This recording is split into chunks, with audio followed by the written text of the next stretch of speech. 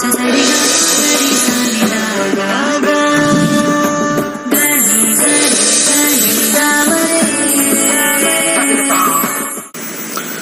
ಶ್ರೀ ಗುರುಭ್ಯೋ ನಮಃ.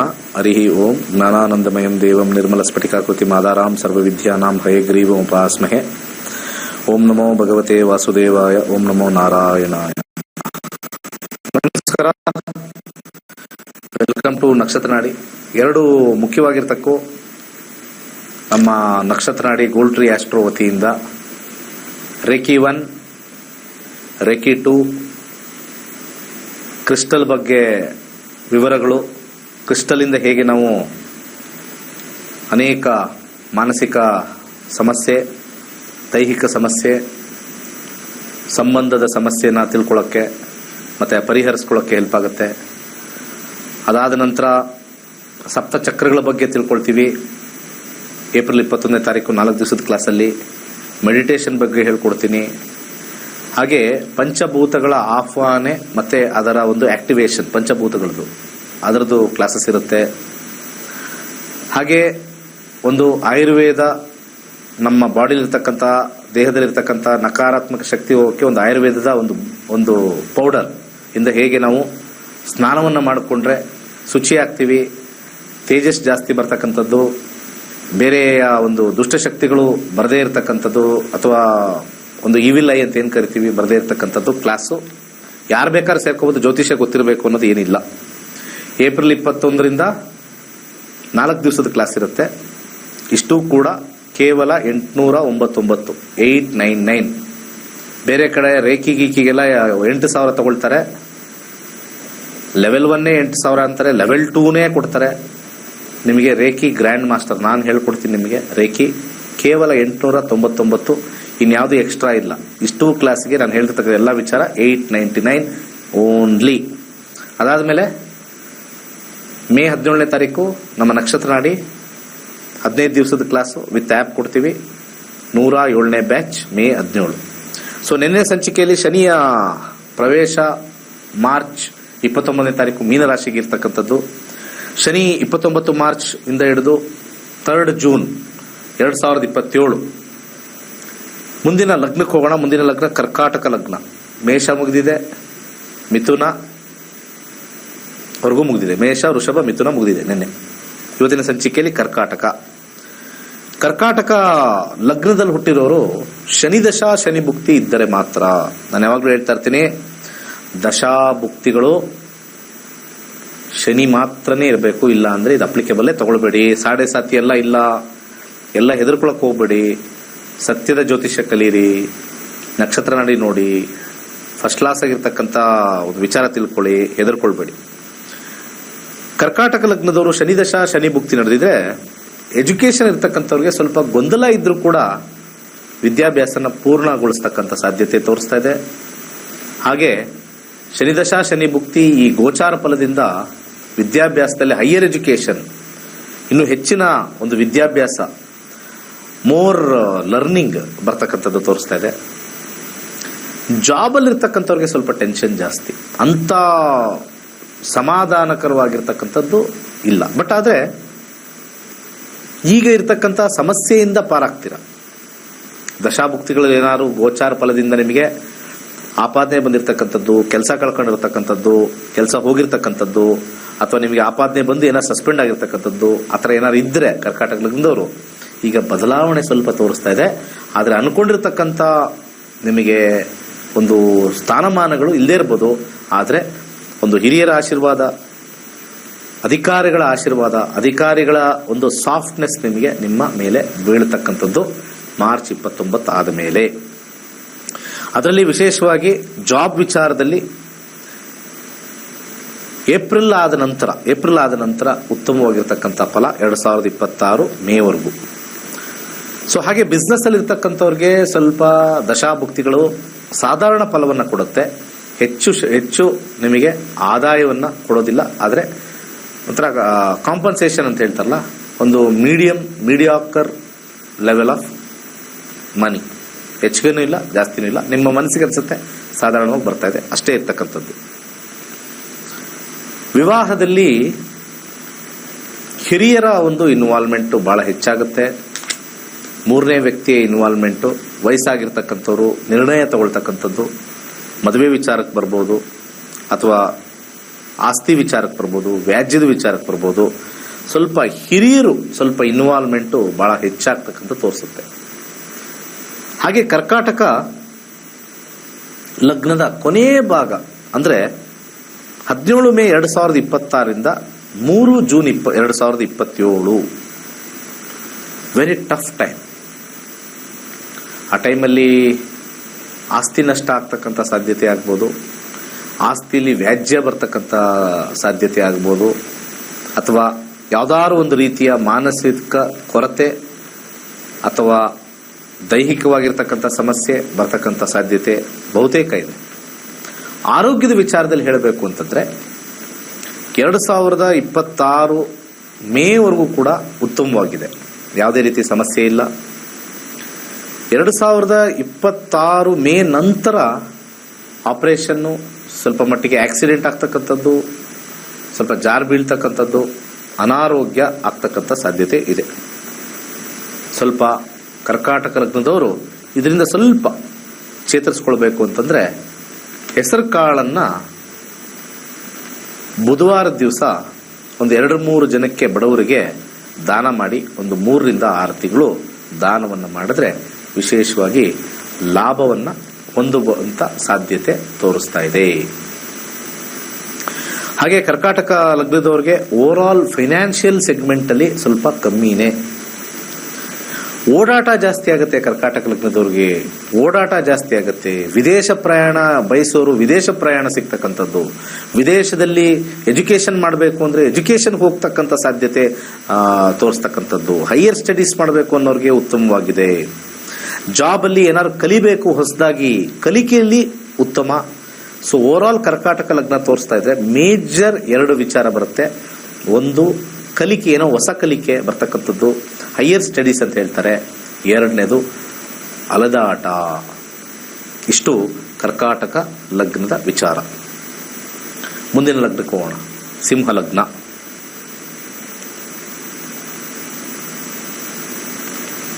ಸಿಂಹ ಲಗ್ನದ ವಿಚಾರಕ್ಕೆ ಬಂದಾಗ ವೆರಿ ಟಫ್ ಟೈಮ್. ಶನಿ ದಶ, ಶನಿ ಭುಕ್ತಿ ಏನಾದ್ರು ಇದ್ದರೆ ಮಾರ್ಚ್ 21 ಆದಮೇಲೆ ಸ್ವಲ್ಪ ಆಪಾದನೆಗಳು ಬರ್ತಕ್ಕಂಥ ಸಾಧ್ಯತೆ ತುಂಬಾನೇ ಹೆಚ್ಚಾಗಿದೆ. Very very very very high. ತುಂಬ ಹೆಚ್ಚಿನ ಒಂದು ಆಪಾದನೆ ಬರ್ತಕ್ಕಂಥದ್ದು ಸ್ವಲ್ಪ ಹೆಚ್ಚಾಗುತ್ತೆ. ಒಂದು ನೆಗೆಟಿವ್ ಸೈಡ್ ಹೇಳ್ತೀನಿ, ಇನ್ನೊಂದು ಪಾಸಿಟಿವ್ ಸೈಡು ಹೇಳ್ತೀನಿ. ನೆಗೆಟಿವ್ ಸೈಡಲ್ಲಿ ಎಜುಕೇಷನ್ ಇರತಕ್ಕಂಥವ್ರಿಗೆ ಪರಿಪೂರ್ಣವಾಗಿ ಸ್ವಲ್ಪ ಸಮಸ್ಯೆ ಹೆಚ್ಚಾಗ್ತಕ್ಕಂಥದ್ದು, ಓದಕ್ಕೆ ಆಸಕ್ತಿ ಇಲ್ಲದಿರ್ತಕ್ಕಂಥದ್ದು, ಅಥವಾ ಏನೋ ಒಂದು ರಿಸಲ್ಟ್ ಬರದಲೆ ಎಲ್ಲೋ ಒಂದು ಎಜುಕೇಷನ್ ಸೇರ್ಕೊಳ್ತಕ್ಕಂಥದ್ದು, ಅಲ್ಲಿ ಗಲಾಟೆಗಳು ಸಮಸ್ಯೆಗಳು ಬರ್ತಕ್ಕಂಥದ್ದು ಸ್ವಲ್ಪ ಹೆಚ್ಚಾಗಿ ತೋರಿಸ್ತಾ ಇದೆ. ಜಾಬಲ್ಲಿರ್ತಕ್ಕಂಥವ್ರಿಗೆ ಜಾಬ್ ಲಾಸ್ ಆಗ್ತಕ್ಕಂಥ ಸಾಧ್ಯತೆ ಮಾರ್ಚ್. ಜಾಬ್ ಲಾಸ್, ಸಿಂಹ ಲಗ್ನದವ್ರಿಗೆ ಜಾಬ್ ಲಾಸ್, ಟೆನ್ಷನ್. ಹಾಗೆ ಸಹೋದ್ಯೋಗಿಗಳಿಂದ ಸ್ವಲ್ಪ ಮಾನನಷ್ಟ ಆಗ್ತಕ್ಕಂಥದ್ದು, ಹಿತಶತ್ರುಗಳಿಂದ, ನಿಮ್ಮ ಜೊತೆಲೇ ಇರ್ತಕ್ಕಂಥವರಿಂದ ಮಾನನಷ್ಟ ಆಗ್ತಕ್ಕಂಥದ್ದು, ನಿಮ್ಮ ಜೊತೆಲೇ ಇರ್ತಕ್ಕಂಥವ್ರು ಬ್ಯಾಕ್ ಸ್ಟ್ಯಾಬಿಂಗ್ ಅಂತ ಕರೀತಾರೆ, ಅದಾಗ್ತಕ್ಕಂಥದ್ದು ಕರ್ಮವನ್ನು ತೋರಿಸುತ್ತೆ. ಶನಿ ಸ್ವಲ್ಪ ಕರ್ಮಕಾರಕ ಆಗಿರೋದ್ರಿಂದ ಹಿಂದಿನ ಜನ್ಮದ ಕರ್ಮನ ಸ್ವಲ್ಪ ಅನುಭವಿಸ್ಬೇಕು ಅಂತ ಹೇಳಿ ಬ್ಯಾಕ್ ಸ್ಟ್ಯಾಬಿಂಗ್ ಯಾರನ್ನೋ ಒಬ್ಬರ ರೂಪದಲ್ಲಿ ಕಳಿಸಿ ಸ್ವಲ್ಪ ನಿಮಗೆ ಅವಮಾನಗಳು ಅಪಮಾನಗಳು ಮಾಡ್ತಕ್ಕಂಥದ್ದು ಕೆಲಸದಲ್ಲಿ ತುಂಬಾನೇ ಸ್ಟ್ರಾಂಗ್ ಆಗಿ ತೋರಿಸ್ತಕ್ಕಂಥದ್ದು ಹೆಚ್ಚಾಗಿದೆ.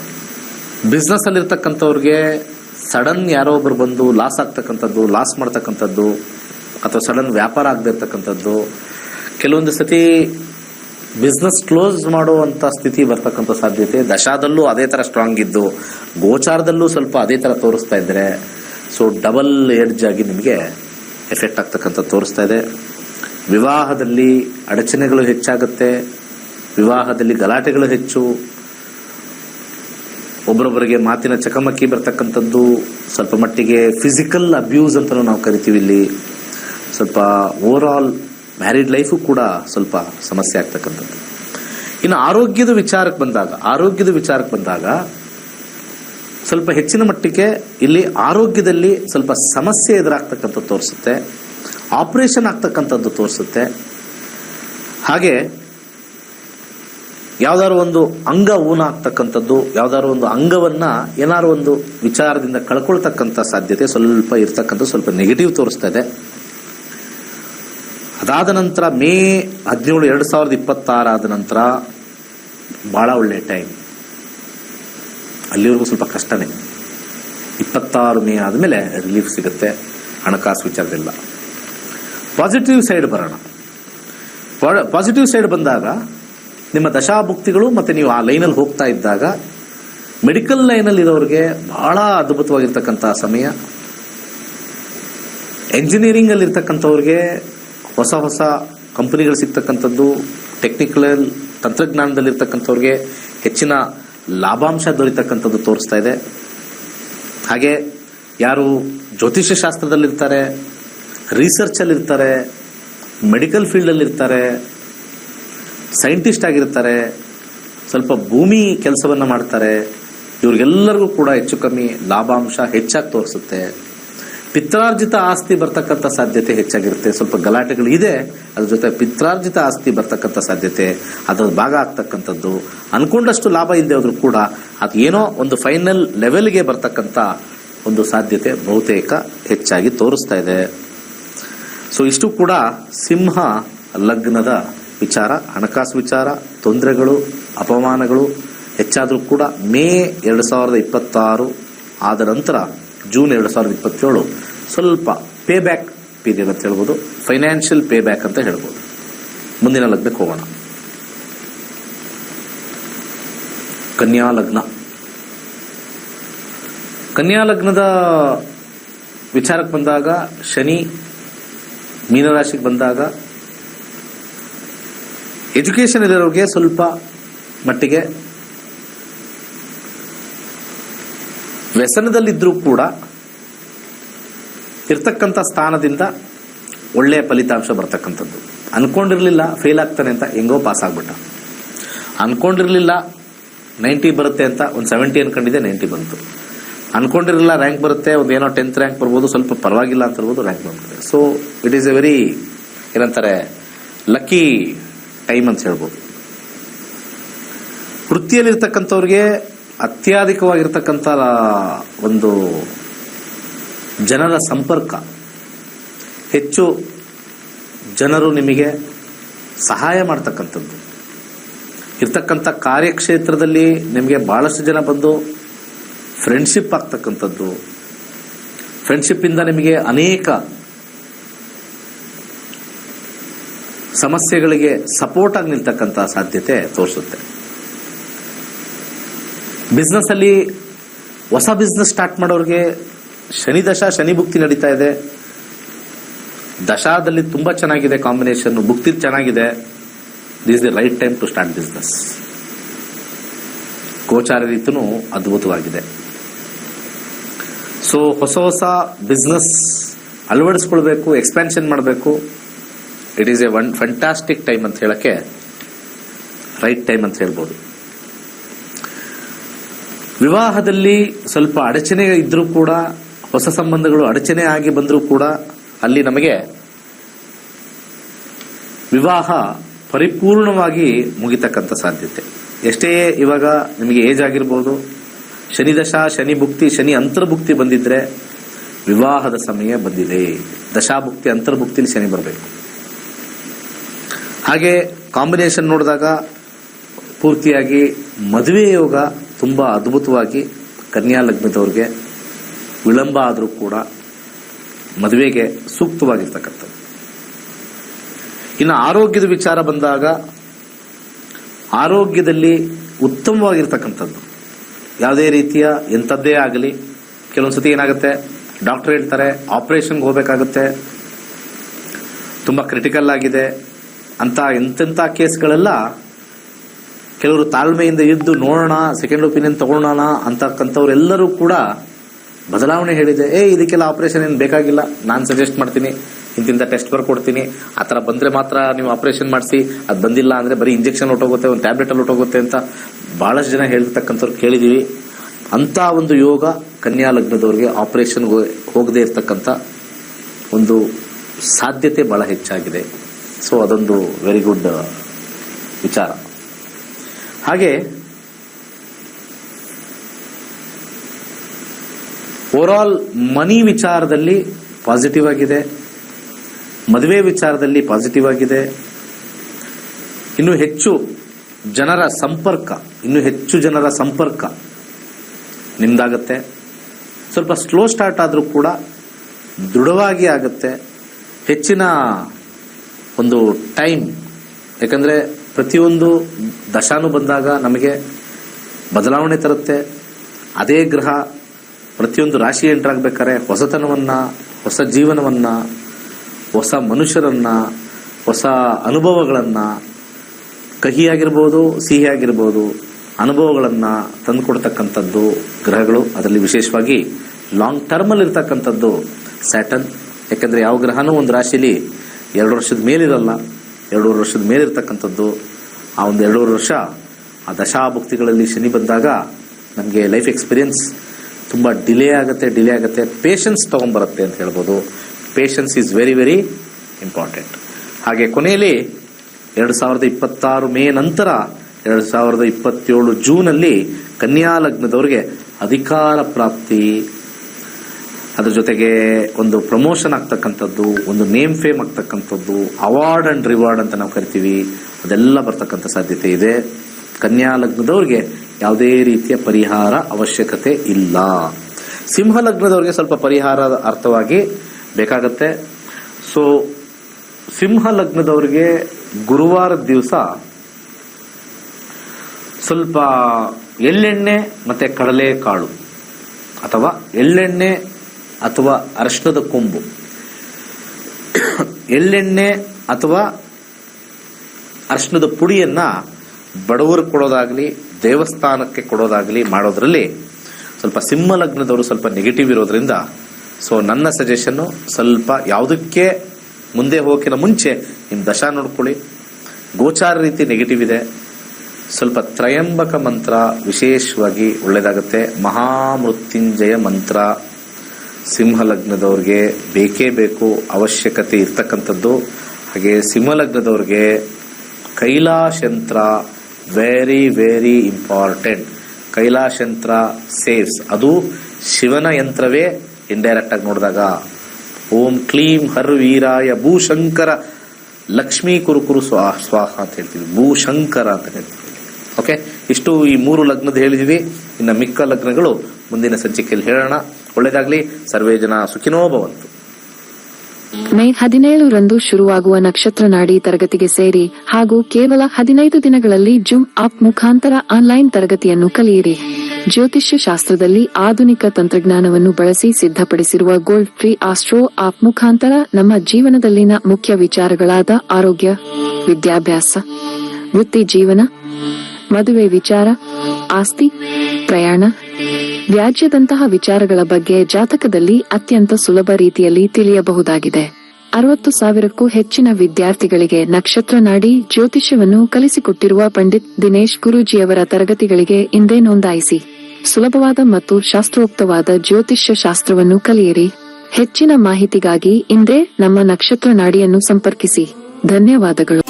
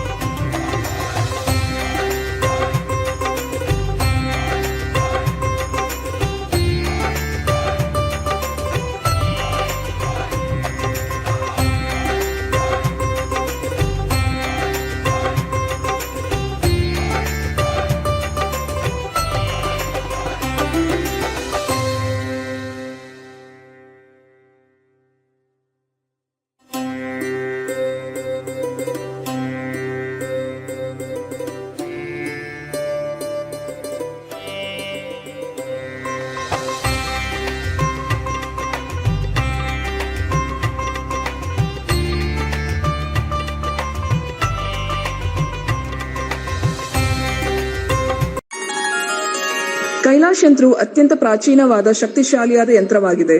ಸರಿಸುಮಾರು 800 ರಿಂದ 1000 ವರ್ಷಗಳ ಹಿಂದೆ ಹಲವಾರು ಸಂಯೋಗಗಳಿಂದ ರಚಿಸಲ್ಪಟ್ಟಿರುವ ಯಂತ್ರವೇ ಈ ಕೈಲಾಶ್ ಯಂತ್ರ.